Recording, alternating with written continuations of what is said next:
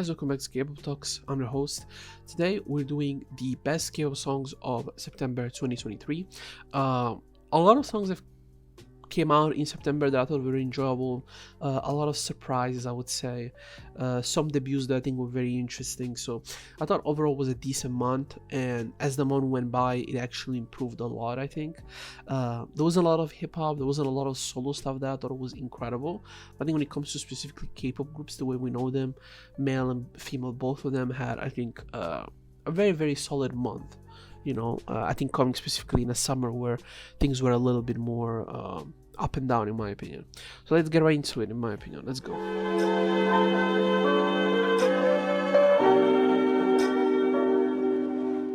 So first song that I really thought was amazing was Rise, Get a Guitar. This is one of their two, like, let's say, debuts they had. Second song they released by this new SM group, and honestly I thought it was a very good song. This is obviously very different from what you expect from an SM group. Normally when they tend to debut, they tend to debut in a very big way, but this more laid back track that allows, I think, the artists to really showcase their ability to sing and to let them breathe between one another. I thought it was a very smart idea. SM has always adapted, I think, pretty well to the times in K-pop music. Like, they never really allowed themselves to be stuck around trends or to necessarily having the obsession to follow trends or the sounds of the moment. Every other company tends to risk that, or sometimes they tend to be scared of wanting to take their groups outside of that comfort zone. In general, SM has never had that scare, and I think this is another example of, we could have done what everybody else has done. We could have done what we did with aespa. Let's follow the trend, and people didn't necessarily love it at the time. So I think them going back to do what they really love, I think, or what really makes SM special, I think, made this debut, I think, very interesting. And I'm really curious to see what the Rise is going to do in the future, because with SM groups, they tend to always expect quality, and in general you tend to get a lot of quality from groups. So I expect from them a lot of things, because they come from one of the most prestigious companies in Korean music history. It's just a fact. Next, we have Kim Sejong with Top or Cliff. A really good song by Sejong, honestly. She's been busy with her acting career. She's been super successful with her acting career. She's had a lot of successful dramas. So she came back to make music, and she made this really interesting short movie accompanied with this song. Elegant, fun. It has an element of spy movies in it. Those soundtracks and whatever. Her singing she always been a very good singer, but she has improved a lot. It's a different vibe than what you normally get, so I really like this. Good job by her. Hopefully she keeps making more music, but I doubt it, since, again, her acting career is going crazy right now. There's a V with Slow Dancing. Another bop by V.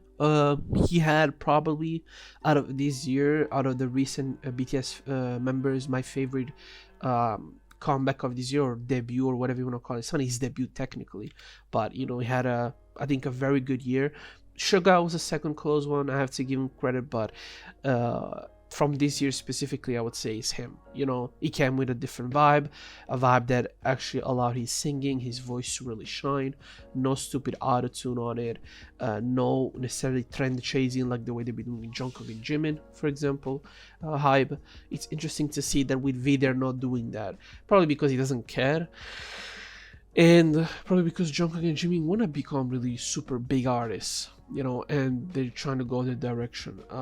But I think V going his direction, doing it his own way, as in this song, like in the rest of the EP that he released, I think it's a testament to how much I think V is ahead artistically than some of his members, but is also in a different headspace, probably, right? He's happy where he is, so he's happy to express his artistic emotion in a different way compared to maybe others of his team, other members of his group. So very good release from him, and definitely check it out.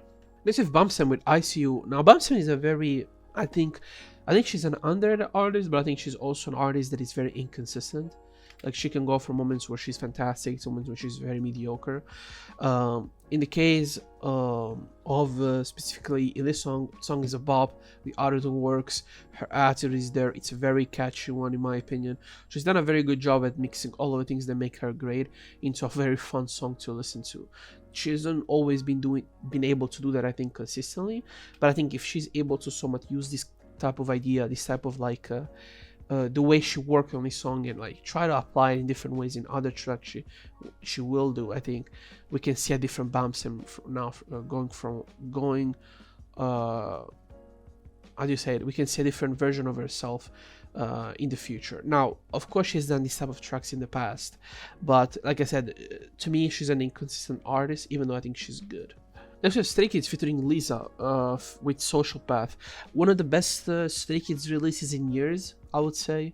I haven't heard a Stray Kids that sounded this fresh, this new, this interesting in years. Probably because they were forced to work with another artist, so they probably were forced to go out of their comfort zone. But to see them really work well with a different artist, a different type of production, a different approach to music that isn't the standard Stray Kids way, for a major song for them, because you're collaborating with one of the most popular artists, not only in Japan but in the world. I think overall it's an important moment for them, but it's just not an important moment. I think it's a moment that hopefully can lead to artistic growth and maybe showcase that, you know, you don't have to be necessarily constrained to make one style of music all the time. You can do different things, you know, and not be scared of going a little bit out of your comfort zone. I think this is one of the songs that really make me realize how good Stray Kids is, but at the same time how much they sabotage themselves as much as other groups don't, because of this obsession they have to do it their own way. You know, it's funny that Stray Kids probably benefit heavily from working with different style of producers, because working with so many different people forces you to actually try different things. Now, I don't know if they produced this song, I don't know if they themselves put the effort on it, or if somebody else produced it. Regardless, I want to hear more of stuff like this. Different vibes, different concepts. Let's move out a little bit of the classic Stray Kids way, because it has gotten boring, and at the same time, the quality has dropped heavily. Next we have Dawn with Star featuring 10 cm. Dawn has came back to make amazing artist music again. Came back as an artist making very good music again. Meaningful, great lyrics, great production, really good vocals, and 10 cm I think actually brings a very, very interesting, I think, feature on this track. Again, he came back after his breakup with Hyuna, and he came back with a vengeance and making amazing music. Next we have The Deep with Bappy. This is a very fun Nugu song. Definitely check it out from a newer artist of this year. Really, really good track. Super fun, hyper fast beat with good vocals, super catchy. It's like 3 minutes, sorry. It's a very, very enjoyable track. Support his artist because I think she's very good. Next we have Boys Next Door with But Sometimes. One of the more interesting, I think, comics from them. Very, very good track. Interesting production. Good use of autotune for once from Hype. Catchy. It's fun to listen to. It's actually one of these songs that you never really get tired to listen to when you hear it, in my opinion. So they've done a really good job with Boys Next Door, you know.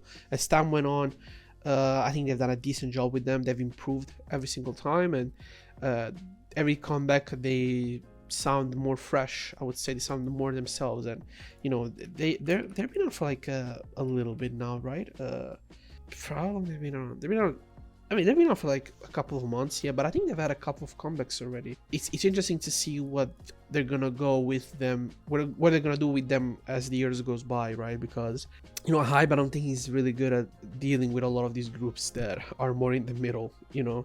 So if they become really successful, I think Hype will support them very well. Next we have Tempest with Vroom Vroom. This is just a fun K-pop banger, fast, aggressive, ignorant as fuck.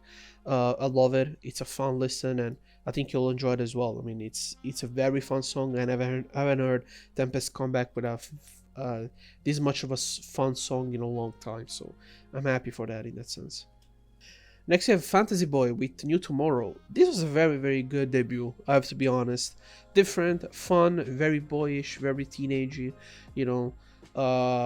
I was curious about the age of the members, but there's a good variety between super young and mature, let's say mature older idols. And I think doing a different vibe, it's a smart way. Everybody does it already in that sense in K-pop, so try something different. I've seen a rise in the last year and a half of more of these bright or cuter concepts that went missing for years in K-pop, really, because everybody was trend chasing like a motherfucker. So it's nice to see companies and newer groups trying that style from the go, you know, and then maybe change it to other things. But in general, doing that stuff from the go, and it seems to be received in general in a more positive light this year in the last 2 years compared to previous years, where a lot of K-pop fans were a little bit more, let's say, focused on the idea that K-pop could only be one way. So definitely a great song. Check it out. It's a group that I'm really curious to see what they're gonna do as time goes on. You know. Next is Billy with "Bring Your Own Friend." Billy, again, another really good song. Different concept, different type of song, different production, and yet they kill it. I love the vocals here a lot by the members, and the chorus is actually catchy, but at the same time, you know, not overly spam throughout the song that makes you like hate it. You know, they're able to dose it the correct way throughout the song, which is not like a super long song. I think it's 3 minutes, but the fact that they're not able to overly repeat the chorus, which is I think is a very common theme in K-pop since the history of time. I think it's a good sign overall for where they are and how far they are, because again, musically they're one of the best girl groups. Not only girls, they're one of the best K-pop groups in the country easily. Evan with Trouble. Evan is a debuting group. This is their debuting single, and I like it. It's a fun banger. The production is a little bit different than your classic K-pop banger in that sense. The chorus is different, and I love the pace. I love how fast the song is. I love how fast they sing and how fast the song goes. It never stops. It's another 3 minute and 30 song, but it doesn't really feel old. It doesn't necessarily get too repetitive throughout it. So I think they've done a really good job in that. Definitely check them out because, you know, rookie groups support rookie groups as always. XG with Puppet Show. I mean, this is just a simple example of how far XG have gotten, like stylistically. Here they fuse both their more melodic and more like bangery side of music, and they do a good job at it. It's a very fun song. Definitely I prefer it to TGIF and New Dance, that I think it's called, the other one they've released a couple of weeks or maybe a month prior to that. So to this, my bad. So yeah, it's a good song, and again, XG is there. The only thing is I wish they don't fixate on one specific approach to songs, in the sense of like how every member is like ordered throughout the song. I noticed a pattern where they just go with that every single time, and I want them to vary a little bit. They're talented enough where they don't have to follow a schematic, you know. Even if that brings you success, you're not forced to do that.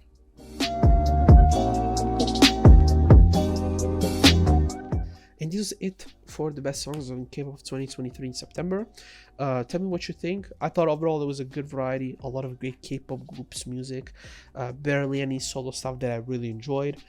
There were some negatives that you will see in the worst songs of the month, but overall I thought it was a good month. You know, like even the stuff that I didn't like, they weren't particularly terrible, or maybe I was disappointed, but I was like, man, this is shit, like I hate this should be canceled from the world. There wasn't really stuff like that. Having said that, thank you for watching. Again, as you remember, leave a like, comment, share, subscribe, comment, you know, anything helps if you want to, and see you with the next video. Thank you for watching.